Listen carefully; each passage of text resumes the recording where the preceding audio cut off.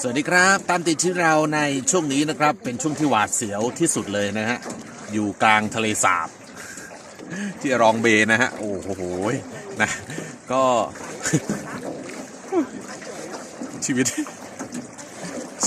มีร่มมีเสื้อชูชีพอยู่วันนี้หนึ่งครับนะโอ้โหดูครับคันหลังก็แซงไปหมดแล้วนะฮะคันหน้าผมออกคันแรกแต่ยังไม่ถึงไหนเลย ดูคันหน้าก็แซงไปหมดแล้วใช่นู่นโอ้นะครับนะแซงไปหมดแล้วอันนี้ก็เลยจะแซงอีกแล้วนะก็เป็นธรรมชาติที่สวยงามนะครับก็ใครที่อยากมาเที่ยวก็เชิญนะฮะสวยงามมากๆบรรยากาศดีมาก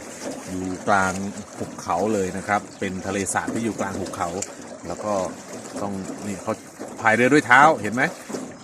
เขาไม่ได้พายเรือด้วยมือเหมือนบ้านเรานะฮะท่านใดที่ชมคลิปนี้อยู่ก็จงเข้าใจเถอะกับเขาพายเรือด้วยเท้า แปลกดีใช่ไหมผมก็เพิ่งเคยเห็นนี่แหละครับพายเรือด้วยเท้าตามติดชีวิตเรานะฮะติดตามชมที่ช่องวรวัฒน์แสนบุญใน YouTube แล้วกันนะครับในช่วงตัดต่อเสร็จเรียบร้อยก่อนนะครับนะช่วงนี้ก็นะสวัสดีครับบ๊ายบายเหรอในน้ำเลยไหม จะดีใช่ไหมอ๋อนี่ฝรั่งคันนี้สงสัยพายเรือสวนกับเราน่าจะกลับ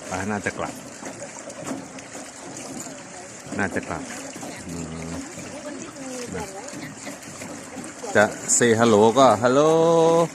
โอเคตื่นเต้นไหมอะไรจะถามเขาอยู่ จะถามเขาตื่นเต้นไหมให้เราเนี่ยตื่นเต้นอ๋อมีกรุ๊ปทัวร์ที่เขามาก่อนหน้าเรานะครับเขากำลังพายเรือกลับนะตอนนี้เริ่มกลับกันแล้วส่วนใหญ่นะครับของเราเพิ่งออกไป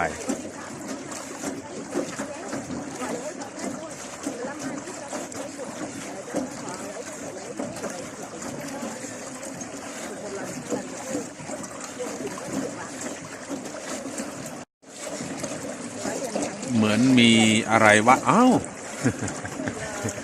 โอ้ว่าจะเข้าไปถ่ายใกล้ๆหน่อยหนีเราเสร็จแล้วนะครับอันนี้น่าจะเป็นกรุ๊ปทัวร์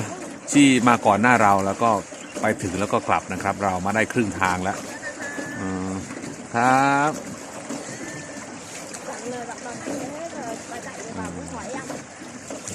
ช่วงนี้ช่วงกำลังถ่ายรูปกันอยู่นะครับนี่โอ้มีแต่ฝรั่งทั้งนั้นเลย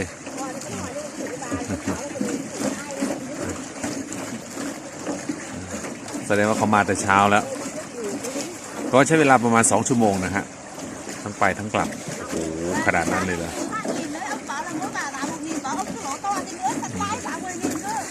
ดูนะฮะความสามารถพิเศษในการใช้เท้านะครับยอดเลย